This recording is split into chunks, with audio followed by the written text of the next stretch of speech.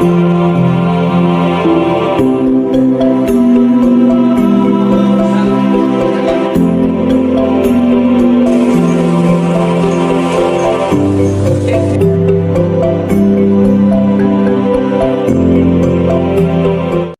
ternak, terutama sapi. Kemarin Pak Kepala Dinas Pertanian dan sebagainya sudah. Ibu, rezeki itu rata-rata saya yang di ternak yang di sapi terkait dengan ternak. Kesempatan yang sangat berbahagia ini tani selain pertumbuhannya tidak sehebat apabila dibalut cacing, karena makin besar produksi itu makanya macam-macam. Rambanan di sekeliling kita itu adalah obat cacing, lantoro gitu, apa nih kok lantoro mandingan gitu, dan kacang ini obat cacing secara tradisional, tapi cacingnya lebih khusus neng hampir iso mila nek bodoh salah satunya, banyak cara lain. Nah, sisi yang kedua untuk penentuan harga. Nah, ini yang kadang mudah tapi tidak dilakukan oleh peternak. Biasanya kita itu tidak tahu HPP, harga pokok produksi, kalau bahasa bank COGS, cost of goods. Bagus, ini kan satu realisasi. Pejabat Gunung Kidul ini kan sudah terlalu sering mendengungkan slogan Gunung Kidul gudang ternak, Gunung Kidul lumbung ternak, Gunung Kidul kualitas dagingnya bagus, tapi realisasinya realnya kan harus ada satu buktinya. Maka inilah langkah awal, maka ada pelatihan budidayanya diberi pelatihan, manajemennya diberi pelatihan, sampai pengenalan terhadap penyakit. Maka hari ini kan bicaranya tentang manajemen budidaya sampai pemasaran, sampai juga menanggulangi masalah penyakit. Ini supaya betul-betul itu jangan hanya menjadi satu slogan. Nah, mudah dari bentuk ini slogan ataupun istilah Gunung Kidul sebagai penghasil atau gudang ternak ini benar-benar ada realisasinya. Itu bukan hanya mimpi. Gitu aja mungkin ya. Sebenarnya untuk para peternak dalam hal pemasaran untuk hasil budidayanya itu yang sering adalah mereka tidak tahu harus dijual kemana, kemudian cara menghitung harga pokok produksinya mereka biasanya tidak punya data yang jelas, akhirnya tidak ada dasar untuk menentukan harga jual. Selain itu belum ada introduksi tentang teknik pemasaran yang baik, antara lain dengan pemanfaatan media sosial, kemudian dunia digital yang perlu diintroduksi pada para peternak. Dan yang paling penting adalah mindset untuk peternak itu tidak hanya on farm, tapi para peternak harus mempunyai wawasan yang lebih dari itu. Selain menganggap peternakan ini mempunyai potensi yang besar, akan tetapi harus bisa dikonversi dalam sebuah bisnis yang menguntungkan bagi kesejahteraan para peternak semua. Yang domba di punya ternak, terutama sapi. Ibu, rezeki itu rata-rata terkait dengan ternak. Beberapa materi sudah disampaikan Mas Edi dan Pak Fajar.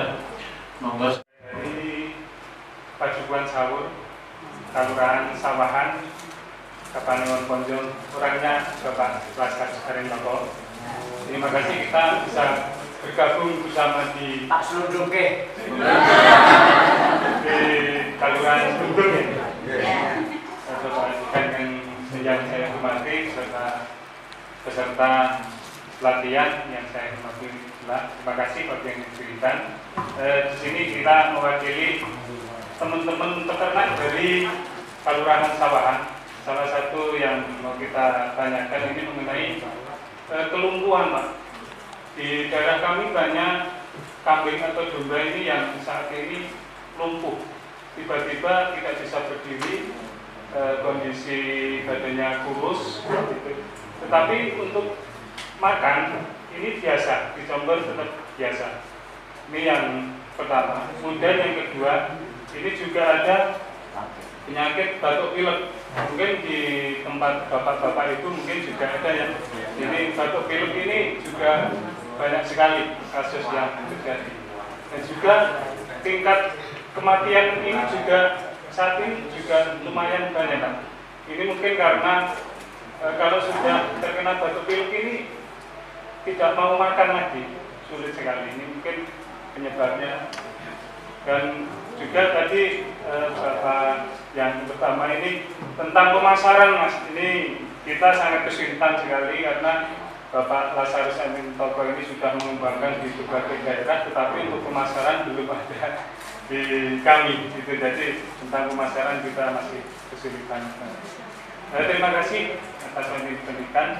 Bisa buktikan, maju pemikirannya, Bapak. Nanti gitu, terus di dalam rumput itu tidak semuanya baik. Ada yang nama tadi ahli industri atau zat itu namanya oksalat. Oksalat itu akan mengikat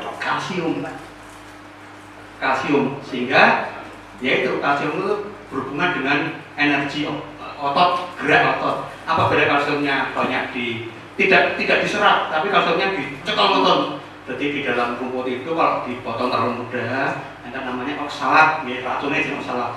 Ini pun akan terpakai dengan kalsium mineralnya dicekal-cekal. Wah, boten saged diserap tubuh.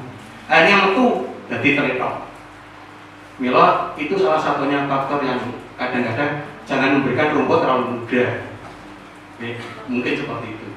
Atau yang penting itu cairan-cairan semuanya itu harus dilayukan, jangan langsung. Karena kalau langsung itu getahnya itu banyak mengandung baik zat baik maupun terutama zat tidak baik. Kalau zat baik protein itu tidak di getahnya, tapi zat kurang baik itu ada di getahnya. Ada di getahnya apa nih? Lu tahu nggak? Iya. Itu. Yang kedua karena sesak ini aku batuk. Itu waktu hujan atau waktu dalam keadaan itu kayak masuk angin. Istilahnya itu apa sini? Jadi paru-paru kekong kali banyu. Apa? Kekong kali banyu. Kenapa? Karena dari angin, dari kandang yang terlalu terlalu pendek dengan kandangnya tanggung nggak? Tanggung itu mungkin bawahnya kurang dibersihkan, sehingga mungkin anginnya juga kecil. Jadi itu waktu-waktu tertentu kadang-kadang anginnya besar sehingga masuk angin. Nah, akhirnya kalau masuk angin terlalu lama, paru-parunya itu kekong kali banyu. Yang kedua, ternak itu kurang gerak, dilepas mboten? Dilepas, ternak itu kadang-kadang kepengen ubah. Senang-senang, berarti dilepas senang. Ada dua topik yang penting karena sekarang terutama ini ada wabah penyakit PMK. Yang pertama pengertian PMK dan bagaimana cara mengatasinya, pencegahan maupun menanggulangi masalah ini. Yang kedua adalah meningkatkan kemampuan manajerial baik itu secara pemasaran maupun teknis kepada para peternak yang insya Allah akan mendapatkan ternak sebentar lagi untuk pengembangan modernisasi daripada ternak yang ada di desa ini. Ya, ini penyakit yang sangat serius bagi ternak karena penyebarannya sangat luar biasa. Bisa dikatakan hampir 100% ternak itu nantinya akan terkena kalau kita tidak hati-hati. Untuk itu, di sini sebagai termasuk lumbung dari ternak karena disampaikan bahwa semua warga hampir mempunyai ternak sapi dan sebentar lagi kambing. Itu harus dijaga betul ya, sehingga saya menyampaikan harus ada satgas untuk masalah pencegahan PMK ini. Nama lengkapnya sinten, Pak? Saya, Ya. Fajar Wahyono. Dr. Iwan. Dr. Iwan Fajar Wahyono. Ya, tentunya dalam hal kegiatan ini adalah kegiatan yang pertama dari Undip terkait dengan pendampingan secara teknis maupun manajemen kepada Kelurahan Bendung di kegiatan Lumbung Mataraman.